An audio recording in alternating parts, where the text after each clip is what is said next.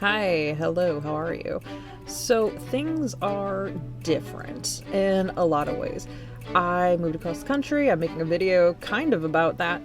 Not really about that. It's actually about Benedict Arnold's. But it'll make sense. You'll see. You'll see. Maybe you won't. Maybe it won't make any sense.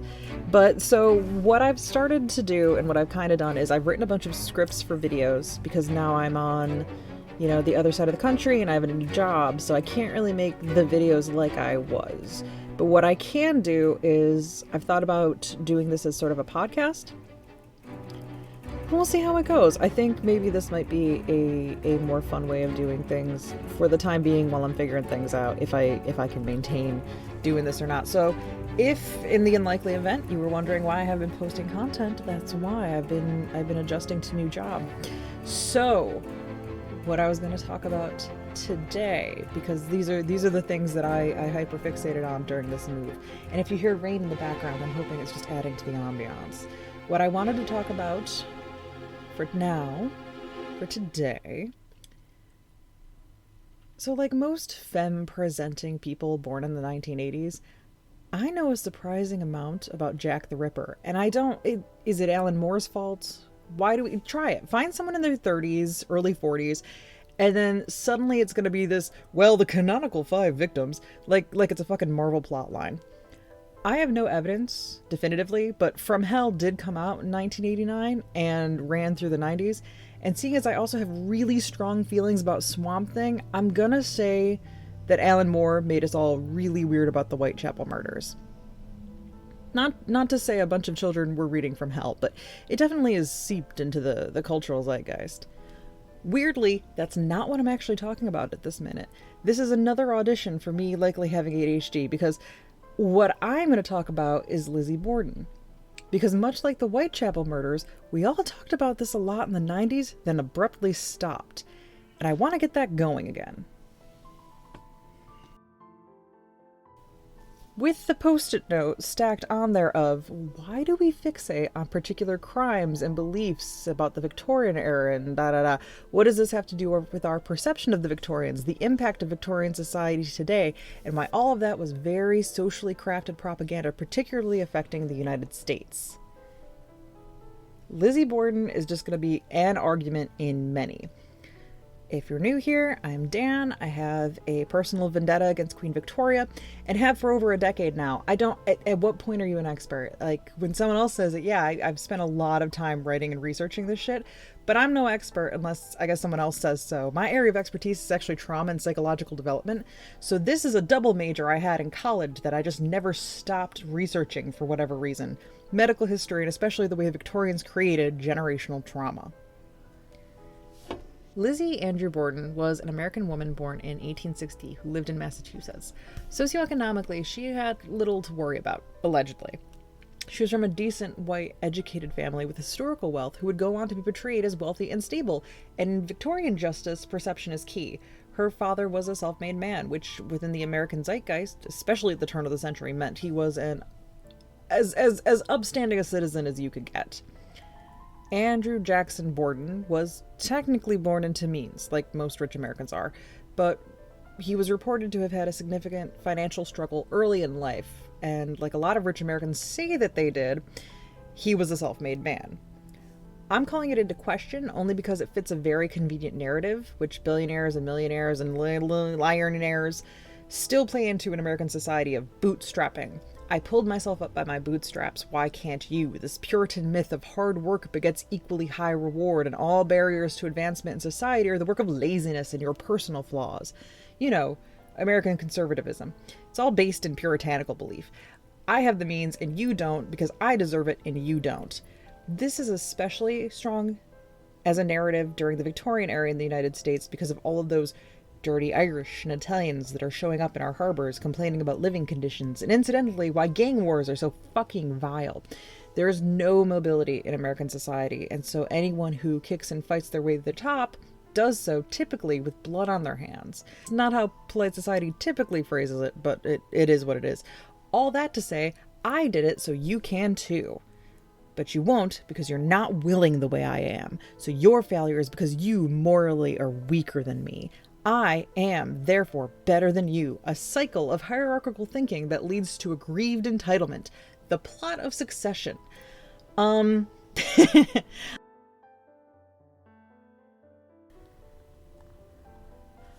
I call into question that Andrew Borden ever really struggled financially and pulled himself up because, not that I have any direct evidence, but because it's a touchstone narrative in American society that any lawyer would salivate over, particularly when you're working very hard to make sure that the victim looks thoroughly victimized. And we're gonna get into it. Anyone in small-town America can tell you that there are always two versions of any story. You know, Liberty Valance, print the story. Andrew Borden couldn't have deserved what happened to him. And surely no one does. I'm saying that sincerely. He didn't deserve what happened to him. But there's a need, because of financial mobility and the power that he had within the town, to stress how he deserved it even less than other people who are murdered and aren't sensationalized.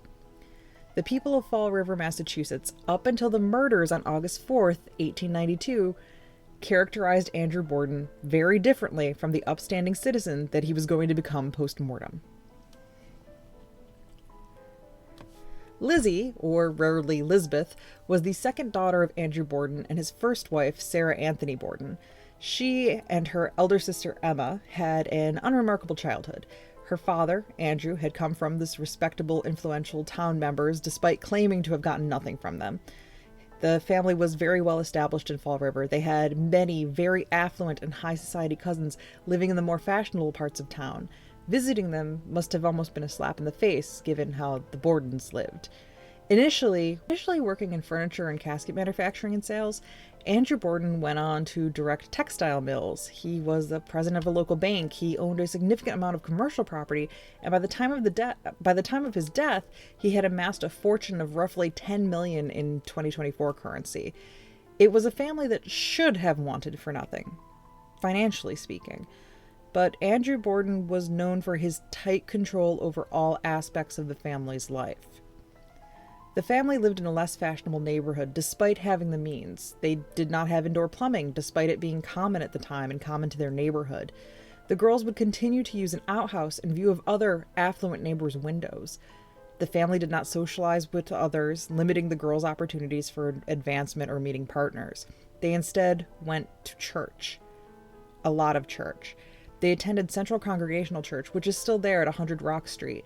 And apparently, part of Aerosmith's Crying video was shot there, so that's nice. But anyway, Lizzie taught Sunday school. She attended meetings for the women's temperance movement. She was a secretary-treasurer for the Christian Endeavor Society. Lizzie Borden was passionate about her church life because it was reprieve.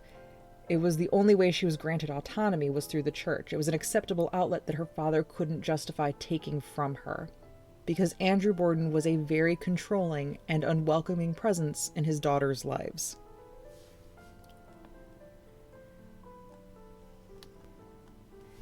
In 1863, the girl's mother, Sarah, died.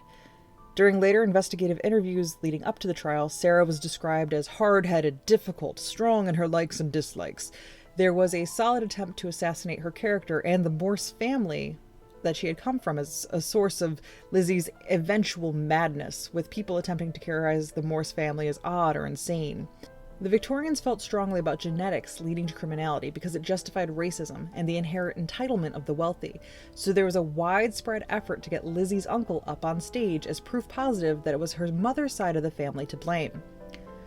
But I had a difficult time finding information on Sarah or her family during her life. I had a hard time even finding a cause of death. The most concrete evidence is census records, which show that Sarah Borden had 3 daughters, one deceased in childhood. She was married to Andrew Borden, and she died aged 39. The extended Morse family is similar, census information and anecdotal things, but all of them coming after the trial. At the time, Lizzie would have just been under 3 years old when her mother died. Andrew Borden remarried 3 years later, and the only mother Lizzie would have been able to remember would be her stepmother, Abby DeFree Gray, whom the girls referred to as Mrs. Borden. Whenever asked if the girls got along with their stepmother during the trial, Lizzie deferred. Their live-in maid, Bridget Sullivan, would testify that the girls rarely ate dinner with their parents. Andrew seemed very fond of his young wife, however, and he broke protocols with her that he did not lavish on his children, spending money. The contrast would have been very visible, especially to two young girls not allowed basic social expectations of the time. Andrew Borden was not popular in town. He was miserly, he was harsh. Lizzie had built a coop for some of the pigeons that she cared for, and her father took an axe to the pigeons. Not that he got rid of the coop, he killed all the birds that his daughter had been training with an axe, saying that they attracted local kids onto his property. Literally anything that she tried to build for herself within her own home would be immediately taken away. And it's important to put that in somewhere because this is not a nice man. Did he deserve horrible bloody axe murder? No, but the entire family fell ill shortly before the murders, and Abby jumped to the conclusion that they were all being poisoned. There was paranoia around this family, their finances, and their standing well before Lizzie supposedly snapped. And I'm gonna make a point here of saying, I sure do think Lizzie did it. But that's neither here nor there. I don't think anyone deserves axe murder. I'm just saying that this whole thing slaps of Victorian values. This was sensationalized for a reason. This is like, okay, imagine a cartoonishly stereotypical court case. This is gonna be it. So leading up to the murders, a lot of property had been changing hands within the family, and a lot of deals were being made between Andrew Borden and his second wife Abby's extended family. Properties were being gifted to Abby's random family members by a man who would not buy toilets. And this had Emma and Lizzie both really riled.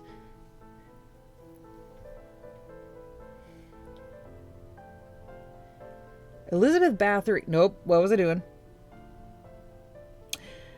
Lizzie Borden and her sister Emma were spinsters, likely in large part to the isolation they faced in their father's home. Without the prospect to socialize or the ability to kind of enhance their features, go out in town, anything from their dress to their mannerism, they kind of been crippled of any mobility within Fall River, Massachusetts, and they couldn't go abroad. It seems as if their father had just kind of dismissed the idea of them having a future, especially when Andrew Borden began to divvy up his land between his wife's extended relatives and not providing what would happen to his children in the event of his death. The girls felt and were slighted.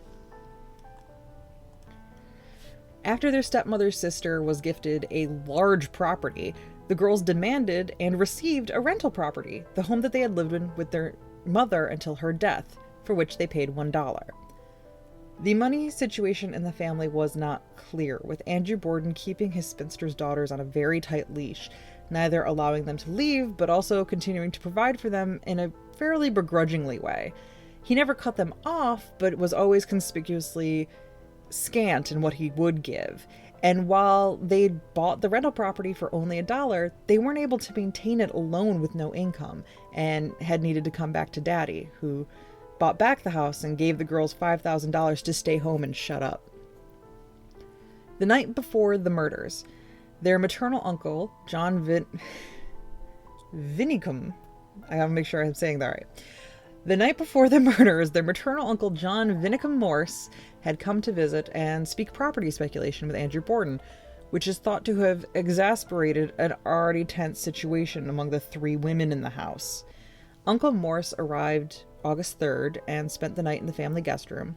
After breakfast the next morning, at which Bridget, the maid, Abby, Andrew, and Morse were present, Andrew and Morse spoke in the drawing room privately for about an hour.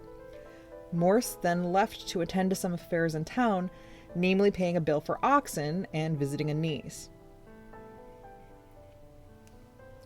While Andrew Borden left for his morning routine walk around 9 a.m., the men had made plans to have lunch together when Morse came back from his errands, and appeared to be on really good terms, despite later attempts at character assassination on the Morse family. Morse had been invited to stay with the Bordens for several weeks following. Typically, the girls did not eat with their parents, and it was among their chores to clean up after guests and attend to the guest room. However, for whatever reason, Abby Borden decided to be the one to clean Uncle Morse's room. Perhaps the girls were MIA, and Abby went up there complaining that her middle-aged stepdaughters were providing yet another burden for her.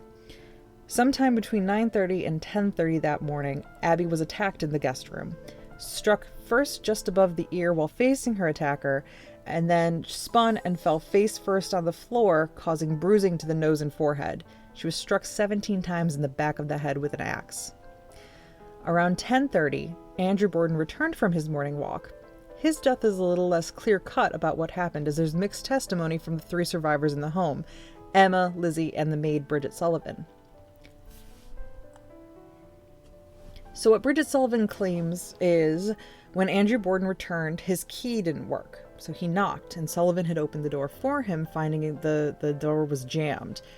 In some of her testimony, Sullivan stated that she heard Lizzie laugh upstairs.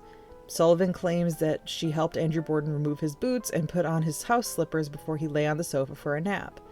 Later, she was cleaning, and she heard Lizzie yell to come quick that someone had come in the house and murdered her father. There's some issues here. First, the crime scene photos contradict that Andrew Borden never changed his shoes, which is a strange detail for Bridget Sullivan to have invented. Secondly, anyone going up and down the stairs would have seen Abby Borden dead, so the idea that Sullivan helped Borden take off his shoes and then went upstairs to go clean is implausible. She would have seen the body on her way.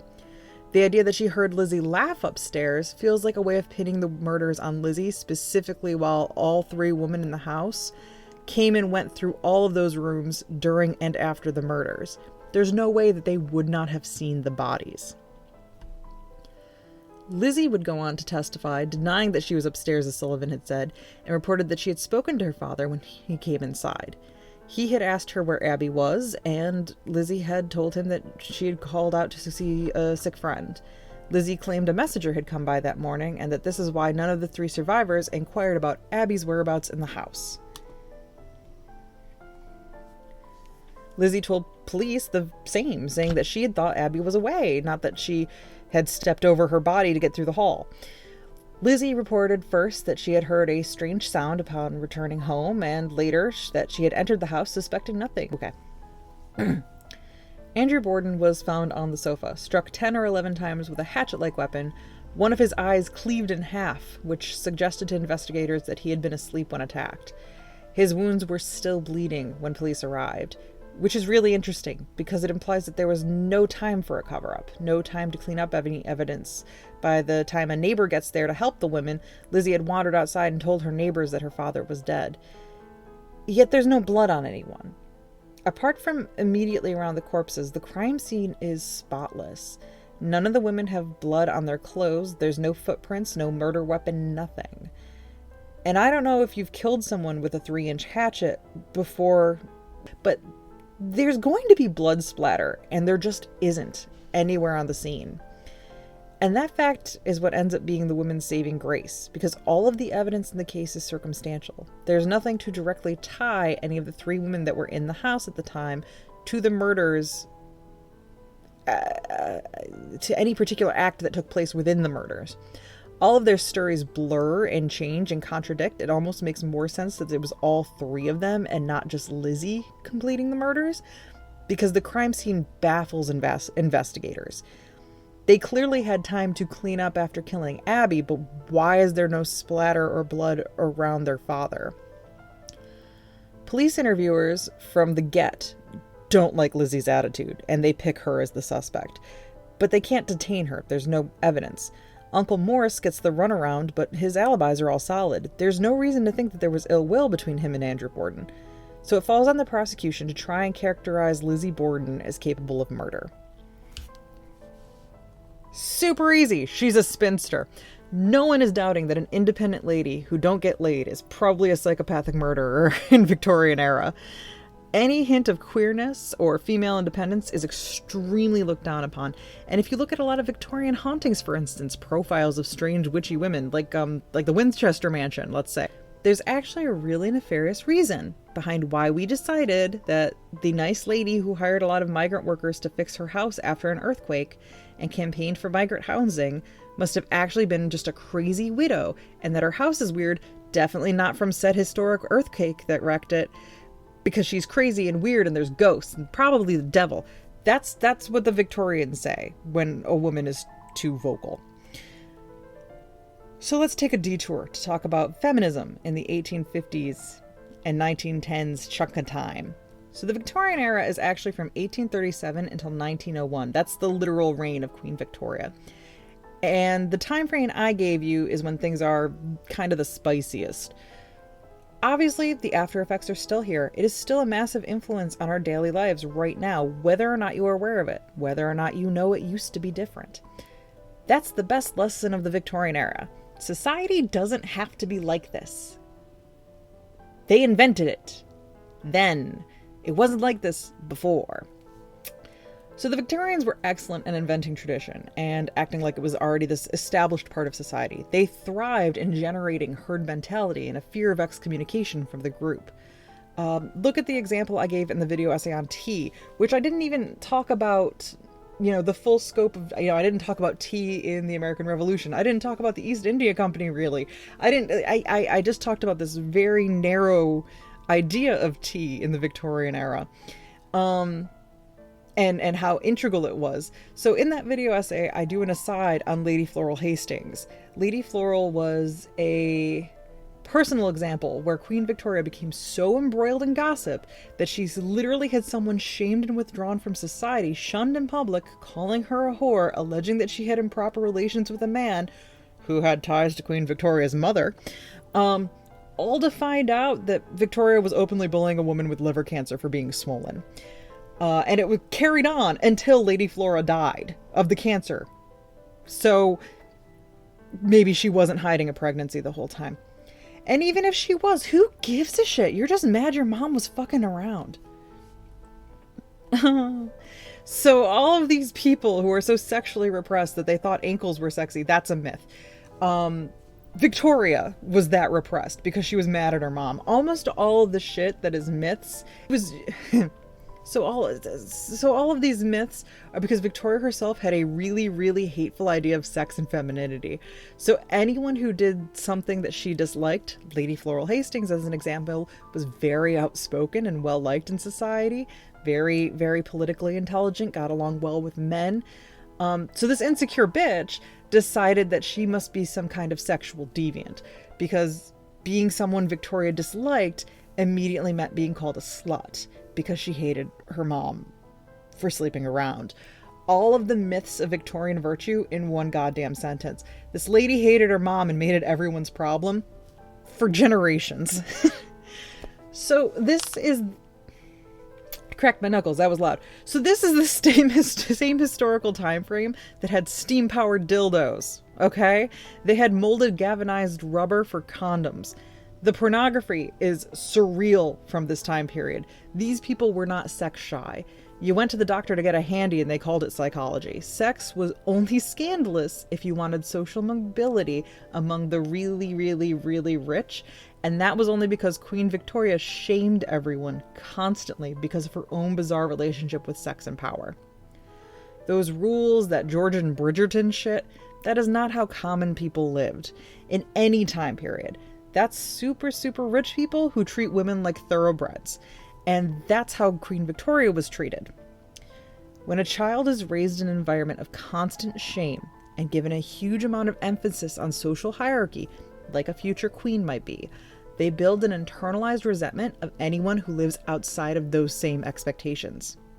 They have a very feeble, weak sense of self, but a strong sense of how the world works because they've been submitted to destabilizing hierarchies early in their development. Because they are forced to live in certain standards and they submitted to it, not doing so is therefore a judgment of them. They have no real personality, they only have the structure. So these people take everything extremely personally. That's right, this is a narcissism subtype. Do you know someone who claims to be an empath, but has never once asked you how you are? Someone who has thought and then immediately decides that it must be true because they thought it? Who informs you of a thing about yourself, and when you say that's not true, has a fit and says you're bullying them? It's a personality disorder. Except Queen Victoria was able to be toxic to fucking everybody all at once. Efficient. So, in a cultural zeitgeist where we are eating cornflakes to kill sexual arousal because it's seen as aberrant, and men, yes, including Freud, got vasectomies because they believe that it'll make them be more masculine because they'll absorb their own virility back into themselves. Yes, that is real. What chance do two unmarried sisters have against criminal prosecution that says they are inherently deranged for not having babies? We're seeing this right fucking now in the American election. So, a lot of contradictions in the Victorian era. The main rule is you have to do what Victoria would do, which as a woman means have a lot of babies, be super devoted to your weirdo husband, and then disappear mentally and emotionally without a man because you have no personality of your own. Being outspoken, or gasp, appearing smarter than her is gross, and she really didn't like it. Only men can be smarter than her because Victoria was such a fucking pick-me. And her efficient spread of toxic femininity is because of the very technological advances of the era. That actually has nothing to do with Victoria directly. She benefits from being a queen at a time of industrial advancement. It would have happened with or without her. But she touts and brags advancement and ties it into the empire because one thing that Victoria does get very well consistently is optics. So even though she doesn't really know what she's talking about, people are like, ooh, royalty. Maybe if we listen to her, she'll give us money. And then we all become prey to this lady's brain rot. She's a lot like Elon Musk. Anyway, this does not bode well for the childless Borden sisters, particularly Lizzie, the younger and very much more outspoken. She should be fucked. Everything I've told you so far points to her being very fucked in this court case. But Lizzie's saving grace. Victorians are idiots. They're so blinded by how better they think they are than previous generations, a thing Victoria herself pushes into the social consciousness, that they don't just say, wow, clear motive, let's investigate this further among the town and learn about Andrew Borden. Instead, they try to make it a race thing. Forensics are in their infancy. The psychological profiles of murderers and criminals are just becoming part of the social conversation. Prior to the Victorian era, this was not a part of the social consciousness, so much so that it was not in the legal system whatsoever. Yes, this is the dawn of true crime girlies, and Lizzie Borden's story is done to death because it really is one of the first sensationalized murders that enjoys the, quote, new science of criminal profiling. Lizzie Borden is going to get away with this because the Victorians wanted eugenics to be applicable to the court systems. And it's not, everything is circumstantial. So instead of like looking for evidence, their biggest argument is that Lizzie Borden must have inherited a criminal gene somewhere, which isn't a thing, but Victorians think it is because everything that if it is, that makes it okay to hate it makes it okay. It makes it okay to hate the Irish. That means that the English are scientifically better than everyone else, and therefore the activities of the empire are a blessing unto colonized peoples. That is why this story is burned into our retinas the way it is. The Victorians take every opportunity to make eugenics sound okay, to justify the activities of the empire, and that permeates globally because it's pitched as scientific discovery and not as justification. So even in Fall River, Massachusetts, they're just trying to use the most scientific recent advancement. It's honest in its way. The justice system is so convinced of this, they begin doing a full profile on the Borden's maternal line, the Morses, trying to prove that Lizzie and Emma Borden carry criminal genes that is ultimately responsible for their deviant, not baby-having behavior. This is where it comes into the docket that their mother was strong-willed and opinionated. Those aren't good things for a Victorian woman to be. If all of this is confusing you, it was confusing to them too. Ultimately, the judge had no choice but to throw everything out. There's no evidence to build a real prosecution on. Could there have been? We'll never know, because they didn't pursue it. It's not the angle they went with. So ultimately, Lizzie and Emma live out their lives in Fall River, Massachusetts. Shunned, but pretty used to the isolation already after a lifetime spent with their controlling, abusive father. Finally able to make personal and financial decisions for themselves. Scot-free. If you like this new format, please let me know. Thank you so much for listening. I hope you have a lovely day.